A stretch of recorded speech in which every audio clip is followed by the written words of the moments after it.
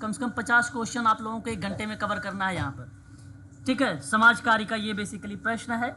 और MP set के लिए बेसिकली यूनिट नंबर फर्स्ट से भी आप प्रकार्यवाद और संरचनावाद को देख सकते हैं। तो यहाँ अगर मैं आपसे बात करता हूँ, पहला प्रश्न कहता है कि निम्नलिखित में से गलत कथन को चुनिए। गलत स्टेटमेंट दे दिया है, ठीक है। सामाजिक संरचना अखंड व्यवस्था है कि खंडन व्यवस्था है, बताइए। मैं सर खंडन है, ऑप्शन नहीं ठीक है इसमें सर। पहला ही वाला ही आपका यहाँ पर गलत आ गया है, गलत कथन, और हमने गलत कथन चुन लिया, जो कि खंडन व्यवस्था होता है। सामाजिक संरचना या संरचना के अंतर्गत हम लोग बात करते हैं तो उसमें एक छोटे छोटे भागों में कार्य विश्लेषण के माध्यम से हम क्रिया को संचालित करते हैं। अतः विकल्प पहला ही सही है, यहाँ पे गलत कथन। जी कुछ कहना चाहते हैं इस प्रश्न से? नहीं सर। चलो ठीक है, लेकिन दूसरी बात करते हैं। देखिए, संरचना व्यक्ति निरंतर बदलता रहता, बात सही है। समाज के बाह्य स्वरूप को बोध कराता, बोध का मतलब अंडरस्टैंड यानी समझ कराता, ये भी बात सत्य है, संरचना के आधार पे, स्ट्रक्चर के आधार पे। और अंतः संबंधित इकाई का एक व्यवस्थित स्वरूप होता है। अतः मैं कह सकता हूं कि बी सी डी वाला आपका करेक्ट है। केवल ऑप्शन आपका ए जो है गलत दिया गया है। दूसरा सवाल, संरचनावाद का उदय माना गया है, बताइए। फ्रांस। देखिए आप sir France will be the right. सही जवाब आपने सर दिया है, फ्रांस का जवाब आपने यहाँ पे जो स्टेटमेंट का चुनाव किया है, फ्रांस करेक्ट चुना है आपने। मैं आपको बता दूं कि संरचनावाद का उदय फ्रांस से ही हुआ था। अच्छा, जानते हैं कौन से वर्ष में हुआ है? क्या आप बता सकते वर्ष कौन सा था वो? 1893 की प्रक्रिया बेसिकली रिप्रेजेंट होती है। अतः मैं आप सभी से कह सकता हूं कि इस प्रश्न का जो जवाब जा रहा है, संरचनावाद का उदय, वो फ्रांस माना जाता है। 16वीं शताब्दी में इसी अवधारणा का प्रयोग बेसिकली एक संपूर्ण व्यवस्था के अंगों के बाद, है ना, अंगों के पारस्परिक संबंधों के साथ किया गया था, है ना। धीरे धीरे ये प्रक्रिया बदलती गई, है ना। सामाजिक प्रतिमान आए, भूमिकाएं आई संरचनावाद में, है ना। प्रकार्यवाद आया, प्रकार आए, ये सारी चीजें आगे आई है।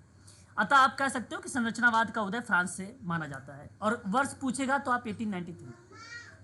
समाज के बाहरी ढांचे को सामान्यतः किस नाम से पुकारा जाता है? बाहरी ढांचे को सर ऑप्शन सी।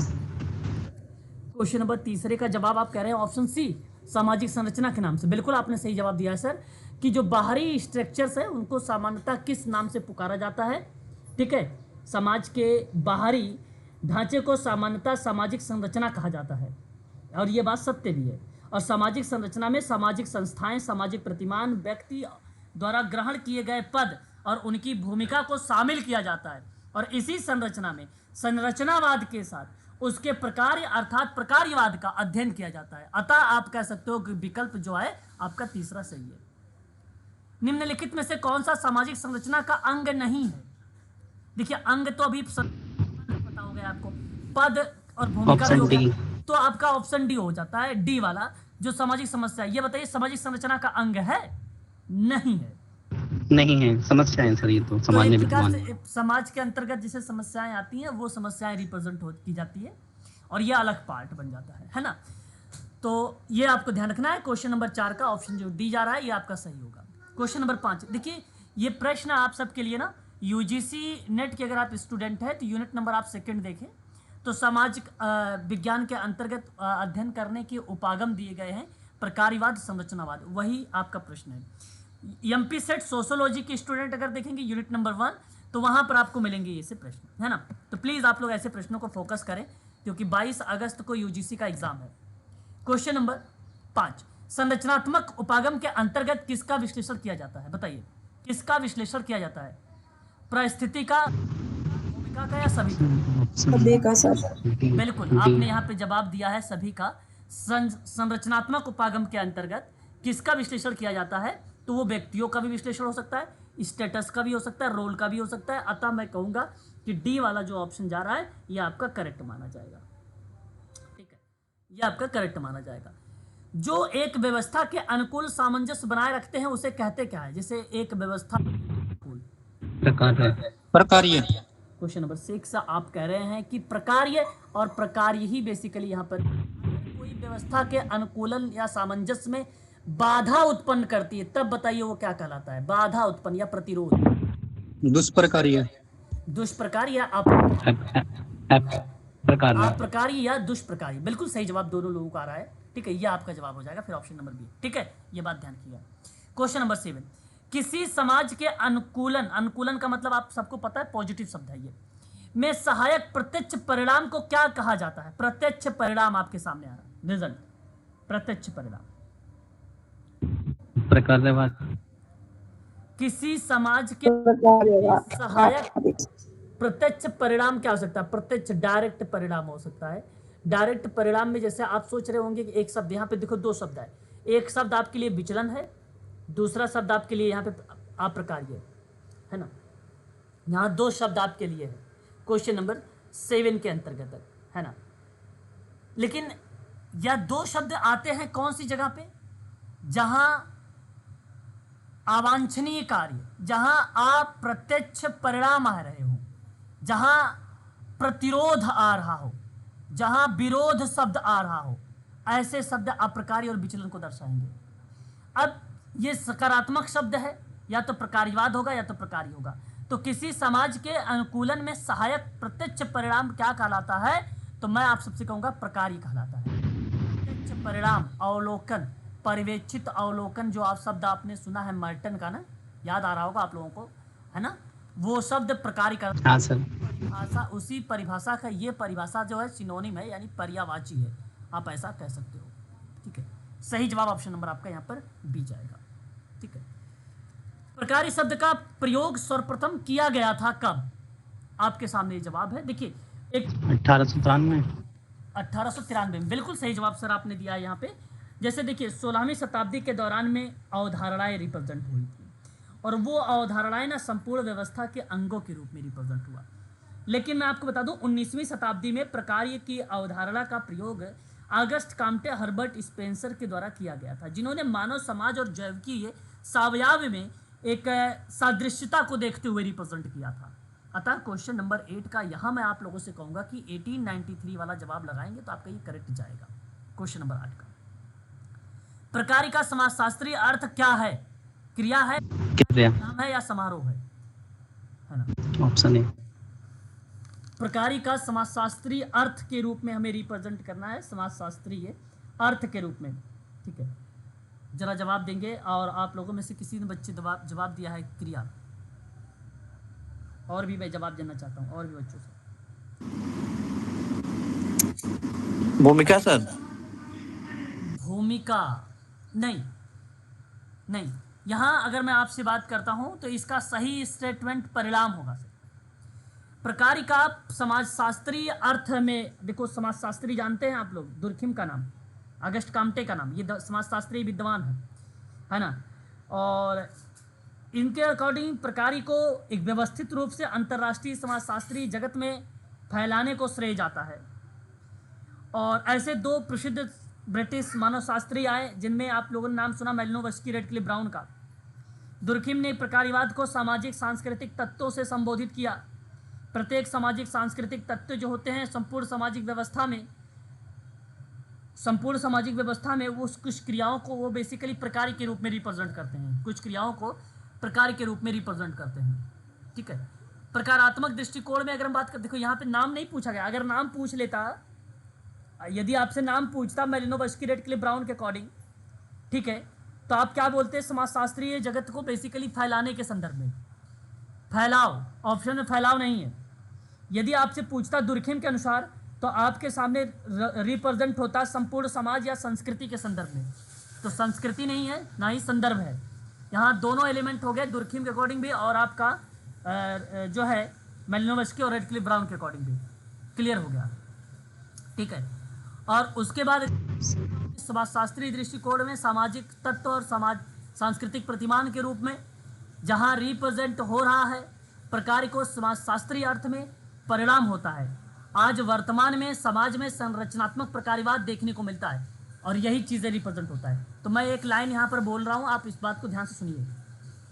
मैं आपसे कह रहा हूँ कि प्रकार्य को समाजशास्त्रीय अर्थ का परिणाम होता है, अर्थ का बेसिकली जो अर्थ बनता है यहाँ पे समाजशास्त्रीय अर्थ है वो परिणाम बनता है।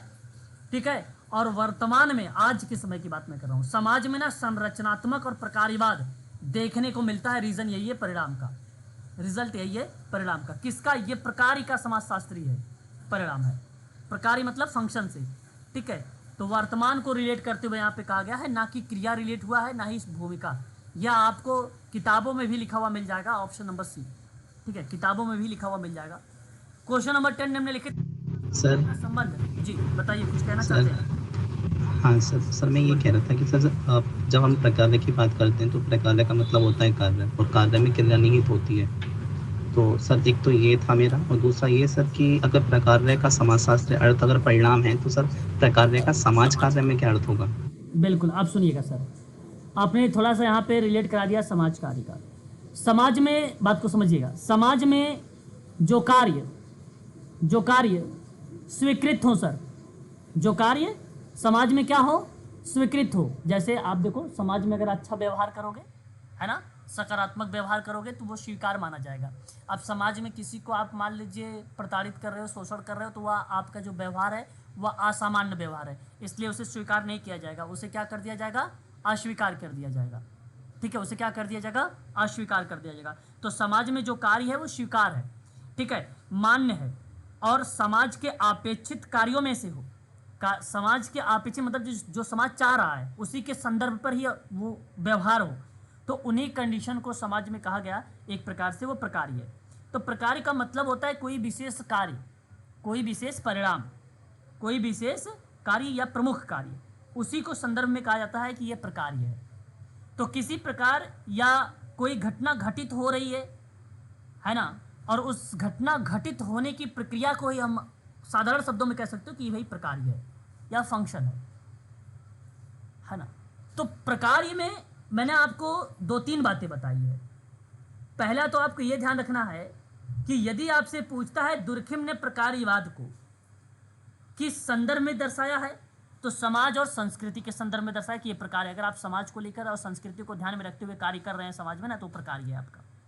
पहली बात, रेडक्लिफ ब्राउन और मेलिनोवस्की ने क्या बोला कि समाजशास्त्र जगत में ना किसी चीज को फैलाने के संदर्भ, मतलब जागरूकता दिया इन्होंने शब्द कि समाज को आप जागरूक कर रहे हो, समाज को पॉजिटिव भूमिका दे रहे हो, रोल अदा कर रहे हो, यानी जो नीतियां हैं, जो पॉलिसीज हैं, उनसे रूबरू करवा रहे हो समाज में जो असहाय लोग हैं उनके लिए, तो वो एक प्रकार्य है। ये नाम आता है मेलिनोवस्की, रेडक्लिफ ब्राउन का नाम।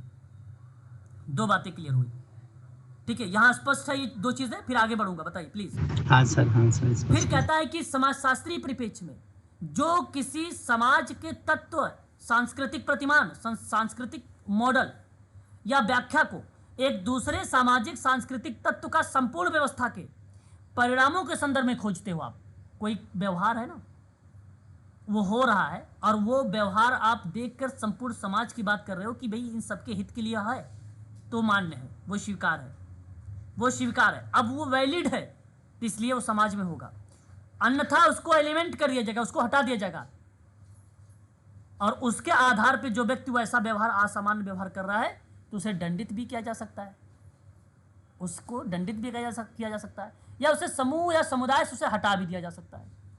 तो समाज के परिप्रेक्ष्य में क्रिया, भूमिका, परिणाम, समारोह ऐसे शब्द नहीं आते हैं समाज के परिप्रेक्ष्य में। अगर आपने मुझसे पूछा है तो आप ये ध्यान रखिए केवल कि अगर समाज में जो कार्य हो रहा है वो स्वीकार वाली गतिविधि पर आधारित है, तो वो समाज के दृष्टिकोण से इसे कहा गया प्रकार्य है, क्योंकि वो सामान्य व्यवहार को दर्शाता है। बस इतनी बात आपको ध्यान रखना है यहाँ पे।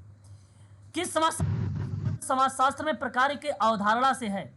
समाज प्रकार की अवधारणा से August Comte, Herbert Spencer, option D, यहाँ पे सी हो जाएगा, तीनों सर, सभी है, डी आ जाएगा सही। निम्नलिखित में से प्रकार्यवाद को व्यक्तिवादी प्रकार मेलिनोवस्की, पढ़ा चुका हूँ आपको। मेलिनोवस्की। अच्छा जी, यहाँ पर जवाब भी आपने मुझे दे दिया है कि मेलिनोवस्की का नाम, बिल्कुल आपने सही जवाब दिया है। न प्रकार्यवाद की अवधारणा का संबंध निम्नलिखित में से किस समाजशास्त्री का नाम आता है? न प्रकार्यवाद में सर कोहेन, कोहेन का नाम आता है ना। यदि यस आपने कोहेन। नोट्स बनाया है तो बहुत अच्छी बात है आप सबके लिए, है ना। ये कल या परसों की क्लास की ये बात है हम लोगों की, है ना, जहाँ पे डिस्कस हुआ। यस। प्रकार का संबंध डैश निर्माण करने वाली इकाइयों से होता है, बताइए। ऑप्शन नंबर आपके सामने 1 भी है, 2 भी है, 3 भी है, 4 भी है। सामाजिक संरचना। ओके, क्वेश्चन नंबर 13 में आपने यहाँ पे जवाब दे रहे हो कि सामाजिक संरचना प्रकार का संबंध के निर्माण करने की इकाई को दर्शाता है, तो बिल्कुल आपने सही जवाब दिया है, ऑप्शन नंबर पहला ही आपका करेक्ट जवाब होगा। निम्नलिखित में से कौन सा संरचनावादी विचारक है? संरचनावादी विचारक है दुर्खिम भी है, मार्क्स भी है, ऑप्शन ऑप्शन डी। यहाँ पर आ रहा है, और मैं आपसे कहूँगा डी भी आ जाएगा यहाँ पर करेक्ट जवाब। ठीक है, संरचनावादी के अंतर्गत ना बेसिकली और भी नाम रिप्रेजेंट होते हैं, मैक्स वेबर वगैरह का भी नाम आप दर्शा सकते हो, माइकल फोकाट का भी नाम दर्शा सकते हो, पीटर ब्लाउ का नाम भी दर्शा सकते हो, ये सब अमेरिकन कहलाते हैं। ठीक है, यूरोपीय संरचनावादी में अगर हम बात करते हैं लेवी स्ट्रॉस का नाम आता है, माइकल फोकाट का नाम आता है, अमेरिका में पीटर ब्लाउ का नाम आता है, नडेल का भी नाम आपने पढ़ा है, अभी मैंने हाल ही में आपको बताया था, उसकी किताब थी the theory of social structure 1958 का, कल नोट करवाया। Yes yes. तो ये चीज़ें भी आपको वहाँ पर रिलेट करा देता है, इस चीज़ को आप ध्यान रखिएगा। ठीक है, तो यहाँ पर भी आपको ध्यान रखना, ऑप्शन नंबर डी सही होगा। पीटर ब्लाउ के अनुसार संरचनावादी किस तथ्य पर आधारित होता है? देखिए पीटर ब्लाउ का नाम अभी मैंने आपको लिया। सर इसमें सर जी बताइए sir. Sir Peter Blau basically sir American British संरचनावादी थे, लेकिन उन्होंने सर भाषा और विचार को नहीं दिया था। बिल्कुल, बल्कि संरचना और कुछ नियमों पर आधारित था। Yes yes. तो संरचना तो ऑप्शन में है नहीं, नियम है नहीं, नियम नियम तो है सर। अच्छा नियम है, ऑप्शन नंबर थर्ड में है। अतः मैं आप लोगों से कहूंगा पीटर ब्लाउ के अकॉर्डिंग संरचनावाद किस तथ्य पर आधारित हो जाता है? तो नियम पर नियम पर। थर्ड आपका सही हो जाएगा। ठीक है, तो यह नियम आधुनिक अध्ययन पर आधारित होता है सर। ब्लाउ का मत था कि सामाजिक संरचना का उद्देश्य समाज में एकीकरण पैदा करना है कि नहीं, एकीकरण, यूनिट। Yes yes. और इसी पर प्रक्रिया पर यह बल देता है। अतः मैं आप लोगों से कह सकता हूं कि ऑप्शन जो जाएगा ये आपका तीसरा वाला सही जवाब होगा। ठीक है, यहाँ पर डी नहीं होगा। The theory of social structure नामक किताब है 1958 में आया था, नाम जब एस एफ नडेल। बिल्कुल अभी आपने जवाब दिया मुझे, option number A S F Nadel, Frederick Nadel का नाम आपने जवाब दिया है, करेक्ट जवाब दिया है आपने। नडेल ने सामाजिक संरचना को परिभाषा में मूल अवधारणा, ये इंपॉर्टेंट सवाल है भाई, अभी हाल ही में आया है आप लोगों के एमपीपीएससी में, मूल अवधारणा कौन सी है ना, बताइए बताइए। सर परिस्थिति, सर परिस्थिति। परिस्थिति, ओके, और भी अपने जवाब प्रस्तुत करें, और भी बच्चे। नडेल की सामाजिक संरचना की परिभाषा मूल अवधारणा कौन सी? भूमिका। भूमिका आप कह रहे हैं, यहाँ पर रोल आप कह रहे हो। ठीक है, चलिए मैं आपको बताता हूँ, आपने अगर यहाँ पर नडेल महोदय का नाम रिप्रेजेंट किया है तो सामाजिक संरचना को परिभाषा में मूल अवधारणा जो इन्होंने बताया है वो भूमिका बताया है, और ये बात सही है। और ये भूमिका जानते हैं कहाँ पर आती है? The theory of social structure में। ठीक है, यही रिप्रेजेंट होता है, ये बात आपको ध्यान रखना। The theory of social structure 1958 की किताब में इन्होंने सामाजिक संरचना के मूल अवधारणा के रूप में भूमिका रिप्रेजेंट शब्द दिया है, यानी रोल बताया है।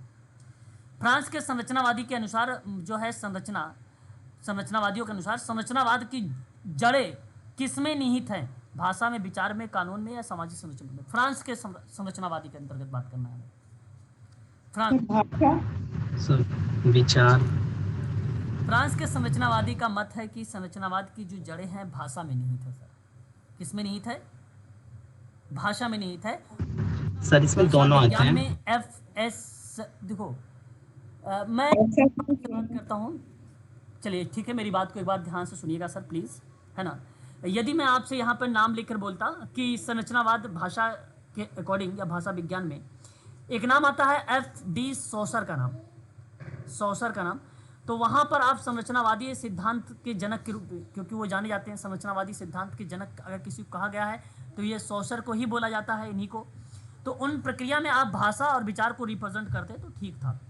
अतः मैं आप लोगों से यहाँ पर ये कहना उचित समझूंगा कि फ्रांस के संरचनावादियों का मत ये था कि संरचनावादी की जो जड़ें हैं वो भाषा में निहित है ना, भाषा में निहित है। अतः मैं आप लोगों से इस प्रश्न का जवाब ऑप्शन नंबर ए की तरफ झुकाव करूंगा, ना कि बी वाला, और ना ही ओके सर, ओके। सॉसर का नाम आएगा तो भाषा विचार आप रुक कर सकते थे। ठीक है, यहाँ पर संरचनावादी सिद्धांत का जनक किसे कहा जाता है मैंने अभी भी आपको बताया भी है। फिर उसने कहा निम्नलिखित में से कौन से समाजशास्त्री माना जाता है? नाम तो पता है, सॉसर आज हुआ है, एस डी सॉसर। क्या आप बताना उसे समझेंगे? क्वेश्चन नंबर यहाँ पर क्या होगा? Sir cloud and Levi Strauss. देखिए यहाँ पर आपके सामने एक नाम आता है क्लाउड एंड लेवी स्ट्रॉस का नाम। जरा मेरी बात को ध्यान सुनिएगा। प्रश्न में संरचनात्मक या संरचनावाद तुलनात्मक दृष्टि से वर्तमान समय में विकसित बौद्धिक जगत की एक सामान्य विचारधारा थी। परंपरागत संरचनावाद का जब जन्म हुआ फ्रांस में, तो उस दौरान एक प्रमुख भूमिका क्लाउड लेवी-स्ट्रॉस का नाम आया। और इनके बारे में मैं आप लोगों को देखो कल की क्लास में बताऊंगा। यहाँ जो संरचनावाद में रह गया है, टालकाट पार्सन्स रह गया, क्लाउड लेवी-स्ट्रॉस रह गया, ये मैं कल आप लोगों से डिस्कस करूंगा। फिलहाल प्रश्न करेंगे, लेकिन यहाँ पे फ्रांस में हुआ जिसमें क्लाउड लेवी-स्ट्रॉस की एक प्रमुख भूमिका रही है। तो फ्रांस के संरचनावादी के मत में भाषा उन्होंने निहित किया, और संरचनावाद भाषा के ही अंतर्गत सॉसर का नाम भी प्रमुख माना गया, और सॉसर की संरचनावादी सिद्धांत का जनक माना गया। मैं आप सभी लोगों से कहूँगा कि यदि प्रश्न में कहता कि परंपरागत संरचनावाद के, ठीक है, जन्म फ्रांस में हुआ, तो ये बात सत्य थी। फिर उसके आगे प्रश्न को पूरा करता कि लेवी-स्ट्रॉस क्या नाम पूरा करता, कहता कि प्रमुख भूमिका किसकी रही है, प्रमुख भूमिका, तो लेवी-स्ट्रॉस का नाम लगाते, प्रमुख भूमिका, बार बार रिपीट कर रहा हूँ, प्रमुख भूमिका, है ना, तो वहां पे लेवी-स्ट्रॉस का नाम होता। परंतु मैं आप सबसे कहूंगा ऑप्शन नंबर बी का जवाब दीजिए, ना कि ए का जवाब दीजिए। ऑप्शन नंबर, आप यहाँ पर जवाब जब भी दे तो वो आपका बी करेक्ट होगा, बी ऑप्शन यहाँ पर आपका करेक्ट माना जाएगा। अतः मैं आप लोगों से कहूँगा कि बी वाला ऑप्शन लगाए, ना कि लेवी-स्ट्रॉस का नाम लगाए। ठीक है, इनका नाम अलायंस, वहाँ पर बड़ा फेमस नाम है अलायंस थ्योरी में आप जेम्स जॉर्ज। हाँ जी, क्या कह रहे हैं सर? सर नहीं, मैं ये कह रहा हूँ सर, क्लाउड लेवी-स्ट्रॉस का जो अलायंस थ्योरी, उसमें जेम्स जॉर्ज का भी नाम आता है, दोनों आते हैं। हाँ देखिए, अलायंस थ्योरीज के अंतर्गत अगर हम बात करते हैं तो उन्होंने एक the elementary structure of kinship जैसी किताबों को रिप्रेजेंट करने वाले विद्वान का नाम आता है। तो ऐसे कंडीशन पे जॉर्ज फ्रेजर का भी नाम हमें देखने को मिलेगा वहाँ पर, क्योंकि आधुनिक यस, पिता के रूप में वो जाने गए हैं। तो लेवी-स्ट्रॉस भी एक अलायंस थ्योरी में अपनी भूमिका वहाँ पे निभाते हैं। ठीक है, फिलहाल इस प्रश्न का सही जवाब होगा option number B. Question number 20, संरचनात्मक भाषा विज्ञान को विकसित कर, देखिए अब तो आसान बन गया यहाँ पे क्वेश्चन, भाषा विज्ञान। हाँ सर। सॉसर का नाम आ गया। किस प्रकार आधारित संरचना के पक्षधर है? विचार पर, भाषा पर, धर्म पर, व्यक्ति समूह पर। भाषा सर। क्वेश्चन नंबर 20 में आपका जवाब यहाँ पर भाषा रिप्रेजेंट हुआ है। और भी बच्चे जवाब जरा बताएं कि क्या होना चाहिए करेक्ट जवाब। क्या भाषा करेक्ट स्टेटमेंट है? जी सर, भाषा। सभी के समान हो और उसका अध्ययन बेसिकली गहन तरीके से आधारित हो। तो बेसिकली सॉसर ने संरचनावाद भाषा विज्ञान को विकसित किया है, और सॉसर भाषाओं पर आधारित संरचना के पक्षधर थे, और ये बात सही है। ऑप्शन नंबर आपका ए करेक्ट है। कौन सा सिद्धांत इस बात पर बल देता है कि सामाजिक स्तरीकरण में व्यक्तियों का एकीकरण व्यक्ति के गुणों या पुरस्कार पर ना होकर प्रकारों के आधार पर है, प्रकार के आधार पर है? Question number 21।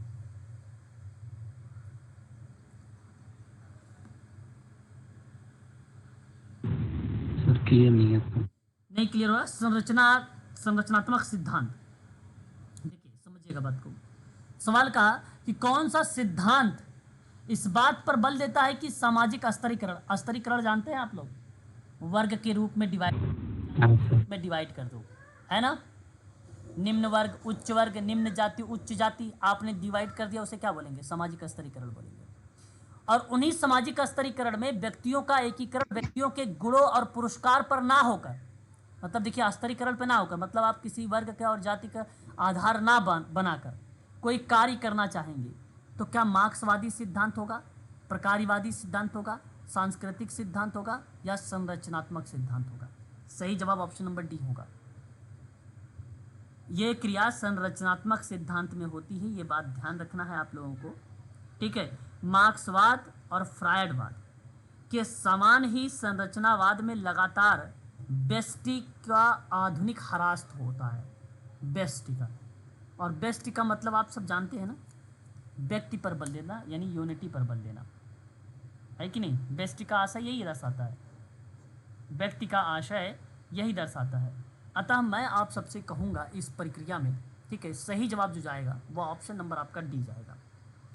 तो संरचनावाद का सिद्धांत इस बात पर बल देता है कि व्यक्तियों का एकीकरण व्यक्ति के गुणों और पुरस्कारों पर ना होकर प्रकारों पर आधारित हो, ठीक है, उस पर बल देता है, वरना भेदभाव हो जाएगा। सब में भेदभाव जैसी प्रक्रिया है, लेकिन इसमें नहीं है। डी ऑप्शन सही है। संरचनावाद तुलनात्मक रूप से विकसित बौद्धिक जगत का एक डैश है, भाषा, विचारधारा, संरचना, गुण। विचारधारा। विचारधारा। विचारधारा आप कह रहे हैं। मैं आप सबसे कहूँगा कि आपने सही जवाब दिया है। विचारधारा है संरचनावाद तुलनात्मक रूप से विकसित बौद्धिक जगत का बेसिकली एक प्रकार से अगर हम बात करते हैं तो विचारधारा के रूप में रिप्रेजेंट होता है। बिल्कुल बात आपकी सही है। ठीक है, यह कथन किसका है कि प्रत्येक प्रकार की सभ्यता में प्रत्येक प्रथा भौतिक वस्तु विचार विश्वास कुछ महत्वपूर्ण प्रकार पूर्ण करता है? बेकायबर मेलिनोवस्की। मेलिनोवस्की का नाम आप यहाँ पर दे रहे हैं। ठीक है, चलिए यहाँ यदि आपने यहाँ पर रिलेट कराया है कि प्रत्येक प्रकार की सभ्यता में प्रत्येक प्रथा, मैंने कल आपको जाते जाते नोट भी करवाया था। प्रथा हो गया, भौतिक वस्तु होगी, विचार हो गया, विश्वास हो गया, इनमें महत्वपूर्ण प्रकार जो है संपूर्ण कार्य करता है एक प्रकार से, तो वो मेलिनोवस्की का नाम आता है और ऑप्शन नंबर आपका यहाँ पर डी वाला ही करेक्ट जवाब जाएगा।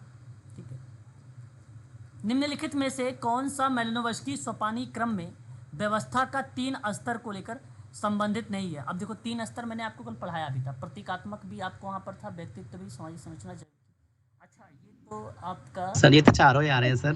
प्रतीकात्मक अवस्था के अंतर्गत भी रिप्रेजेंट मैंने आप लोगों से यहाँ पे किया था। बिल्कुल बात सही कह रहे हो आप, यहाँ पे चारों रिप्रेजेंट हो रहे हैं, है ना। क्वेश्चन नंबर अगर हम बात करें 24 में, चलिए अच्छा और बुक यहाँ पर क्या उचित लगाना समझेंगे फिलहाल इस सर बुक में तो वैसे सर बुक में वैसे सी नहीं था सर। बुक में प्रतीकात्मक व्यवस्था नहीं था, वो आपने बताया था। तो नहीं। अगर देखा जाए तो वैसे देखिए सर, मैं आपको बता दूं मेलिनोवस्की के अकॉर्डिंग अगर हम जिक्र करते हैं उनके चरणों के रूप में, उनके क्रम व्यवस्था के रूप में ना, तो मेलिनोवस्की का ये एक प्रतीकात्मक अवस्था मैंने कल आप लोगों को नोट भी करवाया था, मुझे याद है। हाँ सर, पर्सनैलिटी के रूप। हाँ, तो पर्सनालिटी की प्रक्रिया में तो वो आपका सत्य है, प्रतीकात्मक भी आपका प्रस्तुत होता है, उसमें कोई दो राय नहीं सिर है। ठीक है, फिलहाल मैं आप लोगों से यहाँ पर ये बताऊँगा कि ये प्रश्न बेसिकली गलत है। ठीक है, यहाँ पे कूट का होना अत्यंत आवश्यक था। ठीक है, कूट का होना अत्यंत आवश्यक था। प्रतीकात्मकता को यहाँ पे संदर्भित करने के बजाय कोई अन्य श्रेणी को संचालित करना चाहिए था इसको, और इसने संचालित नहीं किया है ना। तो मेरे हिसाब से यहाँ पे अगर मैं बात करता हूँ, प्रतीकात्मकता को भी रखिए, हटाने की ज़रूरत नहीं है। पता चले आप लोग हटा दो, है ना, और हटाने की ज़रूरत नहीं है। ठीक है, श्योर है, कोई बात नहीं। ठीक है, प्रतीकात्मकता को सवाल ही बेसिकली एरर है ना। प्रतीकात्मकता व्यवस्था है आपका, ये भी है, ये भी है, ये भी है, ऑल आता है, यहाँ पर कूट मिलेगा आपको। ठीक है, मेलिनोवस्की ने प्रतीकात्मक व्यवस्था में कौन सी अपेक्षा प्रयुक्त नहीं होती? देखो अब यहाँ पर आपको आसानी से क्लियर हो जाएगा, प्रतीकात्मक व्यवस्था में कौन सी चीज़ें बेसिकली रिप्रेजेंट नहीं होती है। ठीक है,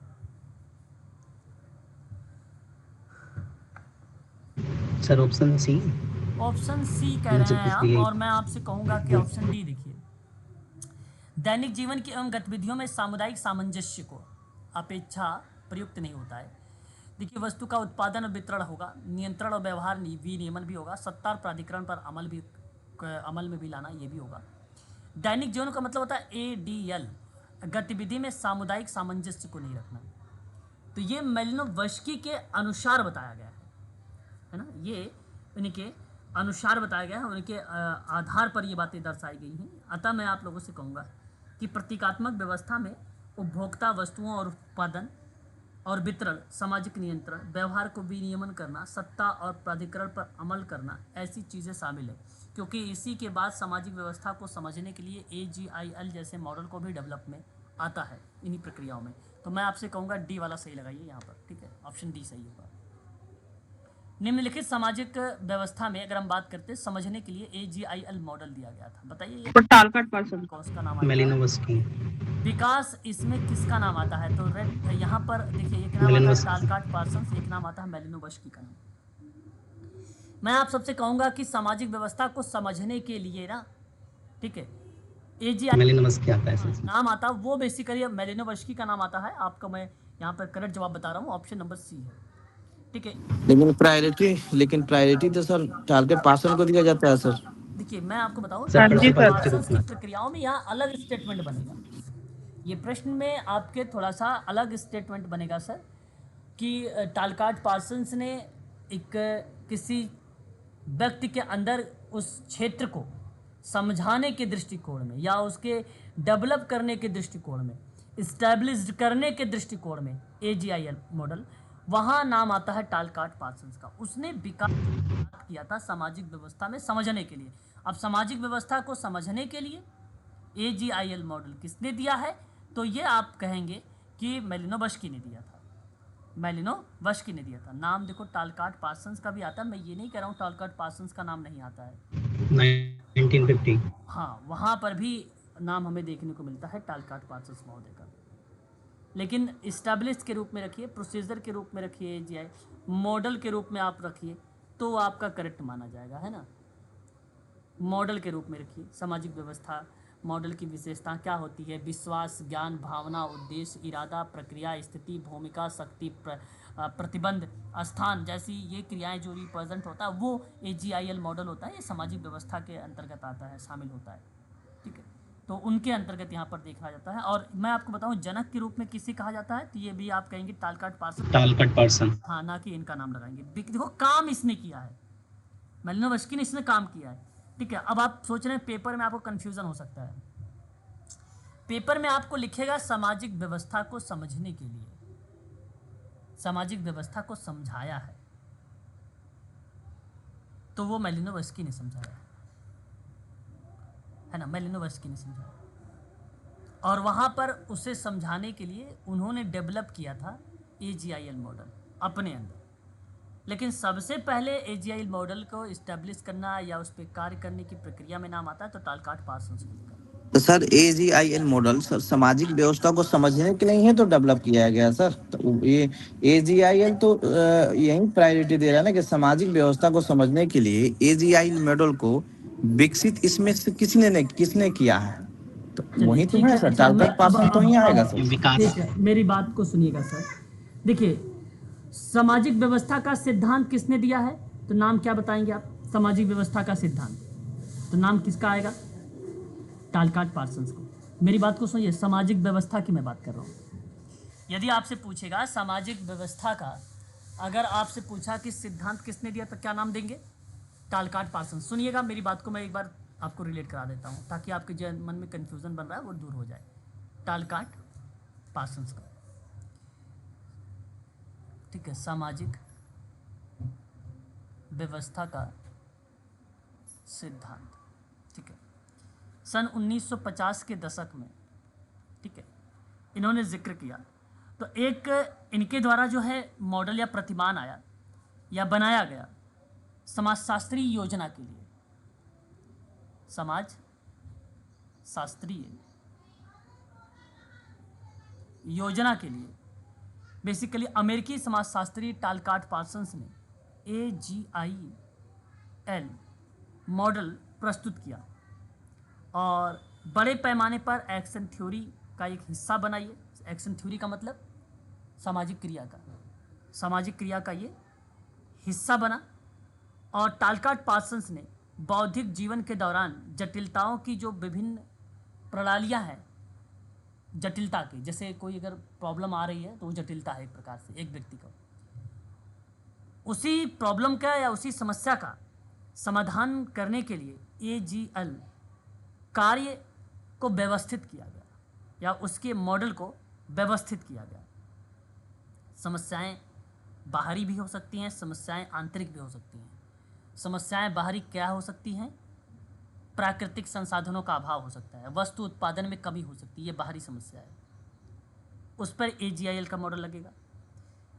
समस्याएं आंतरिक भी हो सकती हैं, जैसे परिवार में कोई समस्या हो सकती है, विद्यालय में कोई समस्या हो सकती है, वेतन से लेकर, तो वह क्या एक प्रकार का बन जाता है, यह आंतरिक समस्या है। इन तरीके की समस्याओं में AGIL जैसे मॉडल रिप्रेजेंट होगा, प्रस्तुत किया जाएगा। और ये मॉडल को डेवलप करने के लिए या इसकी स्ट्रक्चर या प्रमुख समस्याओं को समाधान करने के लिए टालकाट पार्सन्स ने दिया था। समस्याओं को समाधान करने के लिए टालकाट पार्सन्स ने दिया था। सामाजिक व्यवस्था की कार्यात्मक आवश्यकताओं का विश्लेषण है AGI मॉडल टालकाट पार्सन्स का। तो 2 लाइन और लिखिए नीचे, ठीक है। सामाजिक व्यवस्था की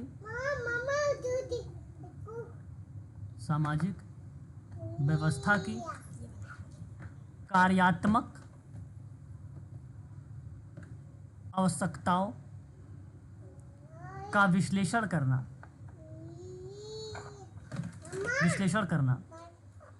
AGIL मॉडल लाया गया। वही क्रिया अनुकूलन मतलब एडेप्टेशंस, फिर उसके बाद गोल लक्ष्य, इंटीग्रेटेड और लैक। जो है लेटेंसी, इसका मतलब विलंबन। ठीक है, ये शब्द आपको दर्शाएगा इसके अंतर्गत। तो इसके लिए इन्होंने दिया है जो क्षेत्र जो समाज में समस्या है उन सामाजिक समस्या का विश्लेषण के लिए दिया गया। सामाजिक समस्या का विश्लेषण करने के लिए मॉडल टालकाट पार्सन्स ने दिया। उस मॉडल का नाम क्या है? AGL model.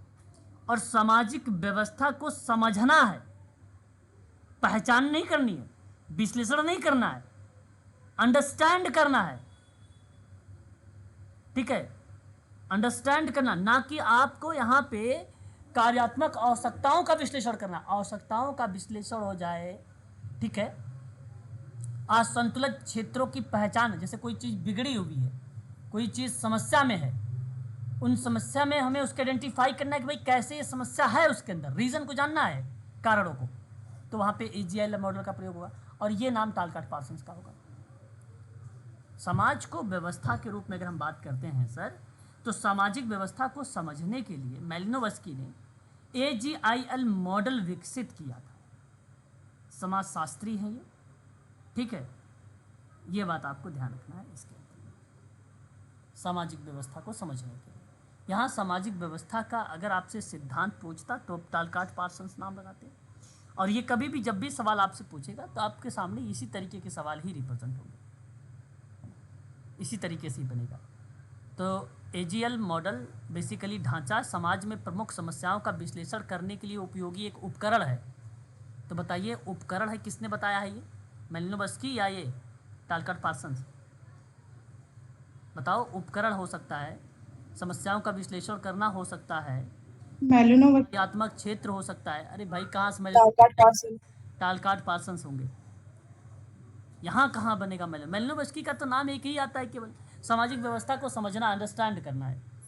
अंडरस्टैंड करने का मतलब जानते हैं, जो 3 उपागम थे, अभी 3 जो मैंने आपको चरण बताए हैं, उन्हीं चरणों में व्यवहारों को समझना होता है हमें, उनके संदर्भ में यूज़ होता है। अतः मैं आप लोगों से कहूँगा कि यहाँ पर आप कभी भी B की तरफ मत जाइएगा, अदरवाइज आपके 2 नंबर गलत होंगे। याद रखिएगा। ठीक है, सरल बनेगा प्रश्न, यहाँ पे सरल बनेगा, लेकिन आपको प्रश्न को 2 बार पढ़ना पड़ेगा ध्यानपूर्वक, वो भी परीक्षा में। तभी इस प्रश्न के जवाब में आप आइडेंटिफाई कर पाओगे कि टालकाट पार्सन्स होगा या मैलिनोवस्की होगा। ठीक है, प्रश्न इजी लगेगा, आप सोचोगे कि भाई लगा दे इसी को, नहीं, लेकिन आप ध्यान रखिएगा, थोड़ा सा बारीकी से इसका ऑब्जर्व करके लगाना होगा। सांस्कृतिक तत्वों के प्रकारों पर किस विद्वान का विशेष बल है? सांस्कृतिक तत्व है, देखिए आसानी से बता। मैलिनोवस्की। Sir Durkheim, मैलिनोवस्की। ओके, देखिए किसी बच्चे ने अभी जवाब दिया है जो है दुर्खिम का भी नाम, लेकिन यहाँ पे सांस्कृतिक तत्वों के प्रकारों में अगर हम बात कर रहे हैं मैडम, तो नाम मैलिनोवस्की का आता है। अब आप सोच रहे हैं दुर्खिम का भी नाम मैंने भी आपसे जिक्र किया था। मैडम दुर्खिम ने कहा है व्यवस्थित और वैज्ञानिक अवधारणा के रूप में प्रयोग किया जाने वाली क्रिया दुर्खिम के द्वारा है। दुर्खिम ने प्रकार्यवाद के सामाजिक सांस्कृतिक तत्व का अध्ययन संपूर्ण समाज और संस्कृति के संदर्भ में किया है। क्या यहाँ पे ऐसा कुछ शब्द लिखा है? फिर से रिपीट। नहीं। दुर्खिम ने प्रकार्यवाद के सामाजिक सांस्कृतिक तत्व का अध्ययन संपूर्ण समाज और संस्कृति के संदर्भ में किया है, तब आप लगाएंगे वहां पे दुर्खिम का नाम। सवाल तो सांस्कृतिक तत्व के प्रकारों पर किस विद्वान का विशेष बल है, पर्टिकुलर, तो मैलिनोवस्की का नाम है। वो किसका नाम आएगा? मैलिनोवस्की का नाम आएगा, है ना? क्लियर है? संस्कृति वो साधन है जिसके द्वारा शारीरिक और मानसिक और अंतिम रूप से बौद्धिक अस्तित्व को बनाए रखने की बात करता है ना? यहाँ सही जवाब सी जाएगा। किसने प्रकारिवाद को निरपेक्ष प्रकारिवाद कहा है? देखिए ये तो मेलिनोवस्की। मेलिनोवस्की। मेलिनोवस्की के अनुसार सांस्कृतिक एकीकरण का आधारभूत कारण क्या है? आधारभूत कारण, रीजन।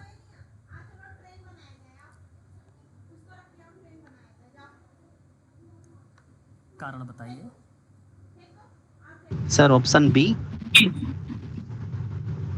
यहाँ आपने प्रकार्यहीन शब्द रिलेट करा, इसलिए नेगेटिव मुझे लग रहा है कि आपने ऐसा किया है। चलो मैं आपको बताता हूँ। मेलिनोवस्की के अनुसार कहा गया कि सांस्कृतिककरण या सांस्कृतिक एकीकरण का आधारभूत कारण, यानी उसका रीजन है ना, तो सांस्कृतिक व्यवस्था को समझाने के लिए प्रकारिवाद का सहारा लिया था इसने। ये बात आपको पता भी है, आप जानते हैं, है ना। और इन्होंने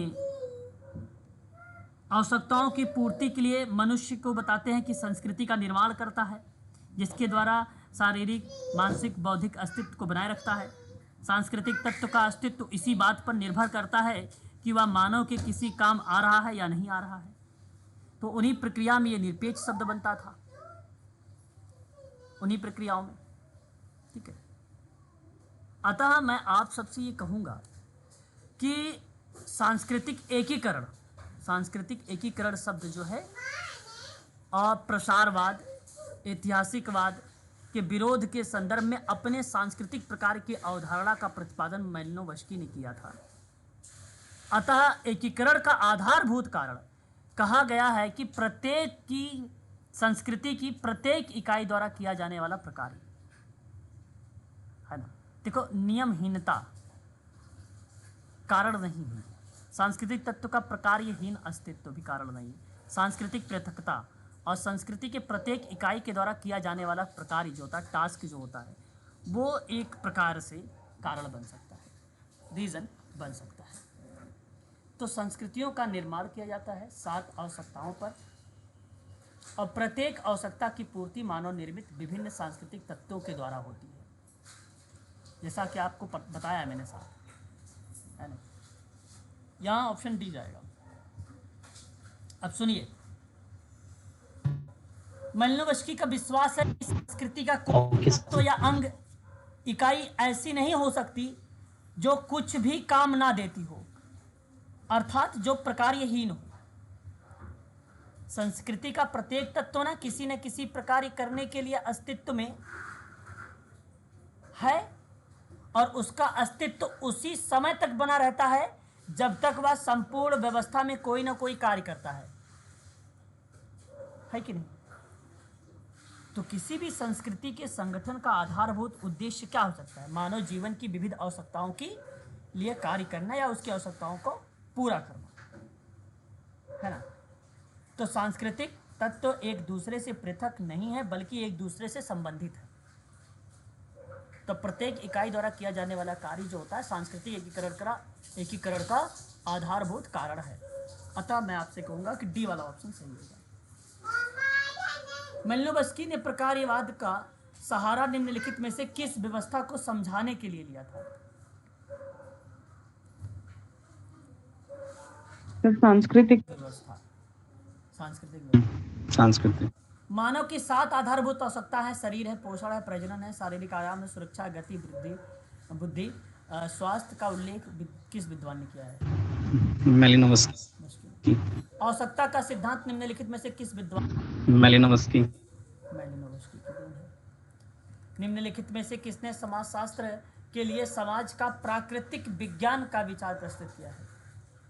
समाज का प्राकृतिक विज्ञान, रेडक्लिफ ब्राउन। बिल्कुल सही जवाब, रेडक्लिफ ब्राउन का नाम है। रेडक्लिफ ब्राउन का नाम है समाज का प्राकृतिक विज्ञान। रेडक्लिफ ब्राउन ने यूफोरिया जैसे निर्मित शब्द का चित्रित किया है, पता है किसके लिए? एक सामाजिक कल्याण के रूप में। हाँ, एक सामाजिक कल्याण के रूप में, सही जवाब। ऑप्शन मूर्त सामाजिक संरचना और संरचनात्मक रूप के बीच में अंतर किसने बताया है? मूर्त भी है, रेडक्लिफ ब्राउन। रेडक्लिफ ब्राउन, ए आपका सही जवाब है। का कथन है कि सामाजिक मानव विज्ञान तुलनात्मक विज्ञान होता है। कथन है, ये स्टेटमेंट है। रेड क्लिफ ब्राउन है भाई, मानव विज्ञान तुलनात्मक विज्ञान होता है। सर इसको थोड़ा सा एक्सप्लेन कर दीजिए इसको। अच्छा, इस परिभाषा को एक्सप्लेन कर दिया जाए, एक बार बताइए, इसी को कह रहे हो ना आप? जी सर उसी को बोल रहे हैं वो। ओके, सुनिए आप, मैंने आपसे कहा कि सामाजिक मानव विज्ञान तुलनात्मक विज्ञान होता है। देखिए मानव में है मूल सामाजिक संरचना तथा संगठन। क्या चीज़ कह रहे हैं सर, पीछे वाला समझाने के लिए? नहीं सर इसे ही। देखो अब तब सुनो ना, फिर मैंने कहा कि मानव सामाजिक विज्ञान, ठीक है, एक तुलनात्मक विज्ञान, कहने का मतलब है कि यह एक अंतः विषयक क्षेत्र है सर, जिसमें लेखांकन हो गया, नैतिकता हो गया, वित्त हो गया, मानव संसाधन हो गया, सूचना प्रणाली हो गया, नेतृत्व हो गया, विपणन मार्केटिंग जिसको बोलते हो आप, विपणन हो गया, संचालन, ये संगठनात्मक व्यवहार है और ये रणनीति में शामिल है। अतः सामाजिक मानव विज्ञान तुलनात्मक विज्ञान होता है, कंपेयर के आधार पे। संगठनात्मक हो गया, प्रणाली हो गया, परिवर्तन हो गया, समाज हो गया, पर्यावरण हो गया, अर्थव्यवस्था हो गई, प्रबंधन हो गया, इनकी भूमिका जो होती है मात्रात्मक और गुणात्मकता के रूप में होती है। अतः मात्रात्मकता के रूप में, गुणात्मकता के रूप की वजह से समाज मानव विज्ञान तुलनात्मक विज्ञान होता है ना। तो देखो, मात्रात्मक में हम लोग क्या करते हैं, संख्या पर बेस्ड कर देते हैं, उनका अध्ययन करना। गुणात्मकता हो जाता है व्यक्ति पर आधारित, तो ये दोनों हो सकता है ना, और ये दोनों होने की वजह से मानव जो सामाजिक मानव विज्ञान है ये तुलनात्मक विज्ञान हो जाता है। अतः ये श्रेय जाता है रेडक्लिफ ब्राउन को। सामाजिक संरचना अस्थायी या स्थानीय विशेषताओं से प्रभावित होता है, यह कथन किस विद्वान का है? बताइए। Radcliffe brown. रेडक्लिफ ब्राउन का नाम आता है।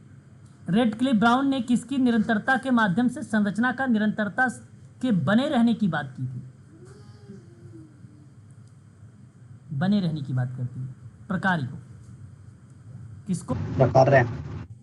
हाँ, प्रकारी आपका यहाँ पे सही जवाब होगा सर। फिर कहता है कि रेडक्लिफ ब्राउन की एक पुस्तक थी ऑन जॉकिंग रिलेशनशिप, सन 1940।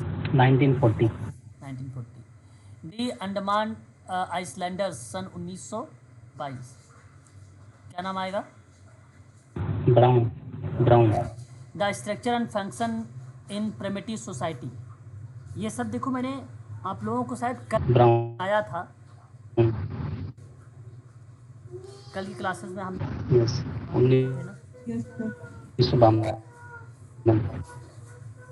चलिए यहाँ पर नाम बताइए कि structure the function primitive society, Radcliffe Brown या अल्फ्रेड ब्राउन 1952 1952। ठीक है, याद रखिएगा। अगला सवाल कहता है कि रॉबर्ट किंग मर्टन ने निम्न में से कौन सी अवधारणाओं का विकास किया है? कौन सी अवधारणाओं का बताइए? सी।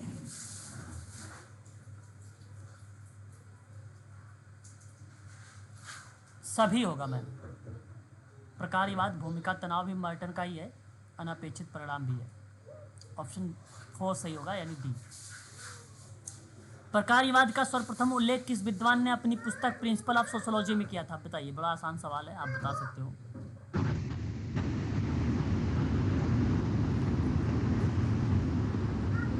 प्रिंसिपल एंड नाम ही नहीं है सर।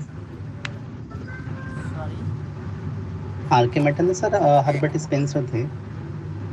देखिए यहाँ अगर हम बात करते हैं आप लोगों से, हर्बर्ट स्पेंसर की किताब बेसिकली देखिए, इसको 3 खंडों में रिप्रेजेंट किया गया इसी किताब को, है ना। तो समाजशास्त्री विश्लेषण के आधार पे अगर हम बात करते हैं तो वहाँ पर इन्होंने प्रिंसिपल से बताया, प्रिंसिपल ऑफ सोशियोलॉजी। और सबको पता है कि ये 1885 का भी नाम आपको देखने को मिलता है, 1877 का भी वर्ष देखने को मिलता है। ये एडिशन के रूप में है ना, हर्बर्ट स्पेंसर की पुस्तक प्रिंसिपल ऑफ सोशियोलॉजी। तो जहाँ समाजशास्त्री विश्लेषण करने की बारे में जिक्र किया गया है, समाजशास्त्र के अध्ययन पर बल दिया गया है, तो यहाँ समाजशास्त्र तो लिखा ही नहीं गया, यहाँ तो लिखा गया प्रकारवाद। तब बताइए किसका नाम आएगा? अगर सर प्रकारवाद को सर्वप्रथम उल्लेख सर हर्बर्ट स्पेंसर ने किया था इसी बुक में, प्रिंसिपल ऑफ सोशियोलॉजी में। हाँ, तब आपका जवाब यहाँ पर क्या बन जाता है? आर के मर्टन का नाम बन जाता है। और आर के मर्टन ऑप्शन नंबर में जो है वो किस में है? बी वाले में है ना। तो देखिए मर्टन के, तो पहले मैं एक चीज़ बता दूँ, क्रम से समझिएगा। मर्टन ने प्रकारवाद को संरचनात्मक प्रकारवाद कहा है। मर्टन ने क्या कहा है? संरचनात्मक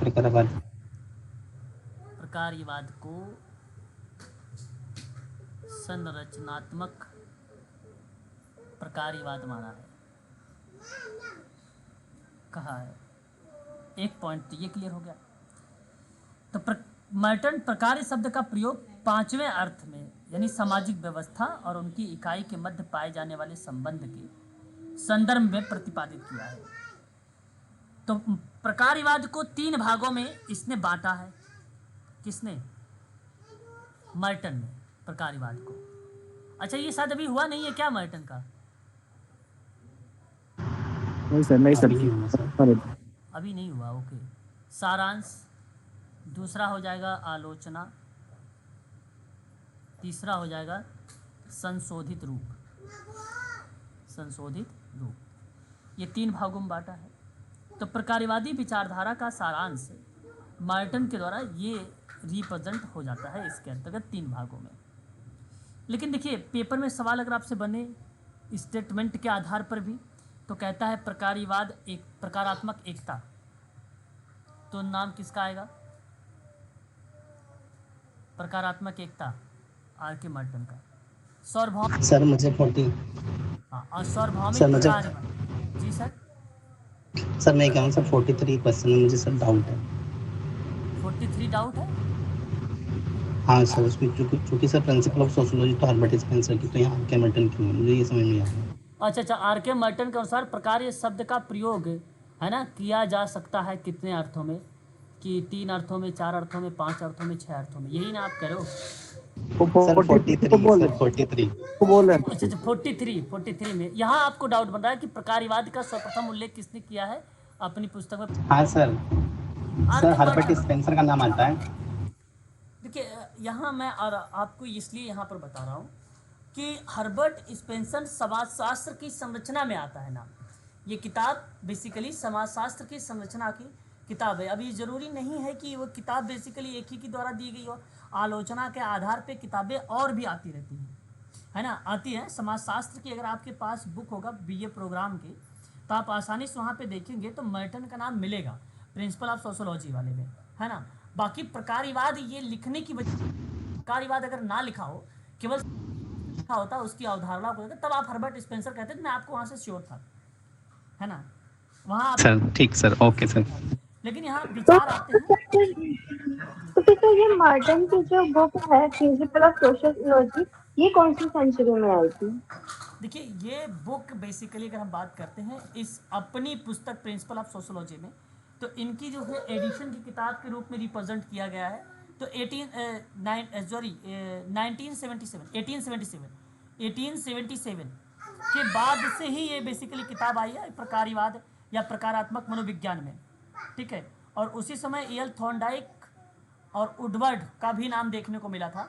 और एग्जैक्ट वर्ष अगर मैं आपसे कहूँगा तो 1877 का ही जवाब लगाइएगा, 1877 का ही जवाब लगाइएगा, नाम यहाँ पर बनेगा तो।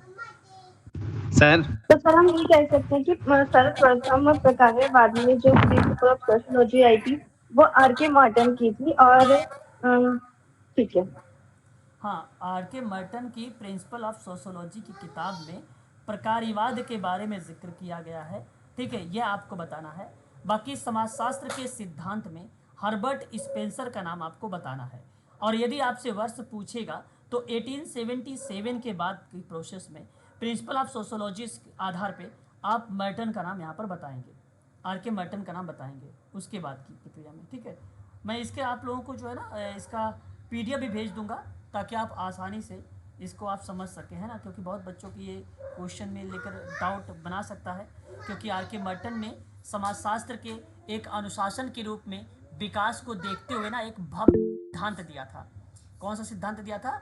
भव्य भव्य सिद्धांत। हाँ, तो उस भव्य के सिद्धांत के अंतर्गत ना ये प्रक्रिया देखने को मिलता है। मैं आप लोगों से कल आपसे जिक्र जब करूंगा मर्टन के बारे में ना, तो वहाँ कुछ किताबों के बारे में जिक्र करूंगा, तो मैं जाहिर सी बात है कि आप लोगों के लिए इस किताब का नाम भी जरूर मैं मेंशन करूंगा वहाँ पर, आर के मर्टन की, है ना। सर ये वैसे क्लियर हो चुका है, क्योंकि प्रिंसिपल ऑफ सोशियोलॉजी बुक है हर्बर्ट स्पेंसर की, सर उस संरचना को सर्वप्रथम उल्लेख किया था हर्बर्ट स्पेंसर ने। हाँ, ये बात तो सत्य है, इसमें कोई दो राय नहीं है सर। समाजशास्त्र में आर के मर्टन का ही आर के मर्टन, लेकिन प्रकारवाद लिखा है यहाँ पर, अतः मैं इस वजह से इस क्वेश्चन के दूसरे तरफ लेके जाना उचित समझ रहा हूँ। ठीक है, मर्टन के द्वारा ये किसी बेसिकली यहाँ पर मेंशन कर दिया कि अपनी इसने एक पुस्तक लिखा है। ठीक है, तो इसका मतलब है किसी तो कई किताबें हैं, जरूरी तो नहीं कि केवल ये आर के मर्टन की यही किताब हो। ठीक है, उसकी कई किताबें उसके द्वारा पब्लिश की गई हैं, कई किताबें आई हैं, तो हो सकता है कि उस किताब में प्रकारवाद को लेकर रिप्रेजेंट किया हो, इस किताब में प्रिंसिपल वाली किताब में, है ना। एक विद्वान की किताब, अब राइट। सोशल वर्क की मेरे एक ही किताब तो है नहीं, कई किताब है, अलग अलग विद्वानों ने अपने अलग अलग चीज़ों से उसमें अपने कंटेंट संशोधित किया है या उसमें दिया है ना। तो ये बात आपका सत्य हो जाती है, मर्टन का नाम यहाँ पर आ जाएगा। आप लोग प्रकारवाद अगर नहीं लिखा होता तो आप हर्बर्ट स्पेंसर लगाते तो सही था।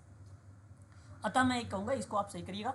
अच्छा, मैं आप लोगों से बता रहा था ये 2-4 स्टेटमेंट के बारे में, इससे भी आप लोग ज़रूर ध्यान में रखेंगे। बाकी इसके टॉपिक मैं कल आप लोगों से करवाऊंगा, इसमें और भी चीज़ें क्लियर होंगी। ठीक है, एक और देख लीजिए क्वेश्चन नंबर 44 कि प्रकारात्मक विकल्प के अवधारणा का सुझाव किसने दिया है?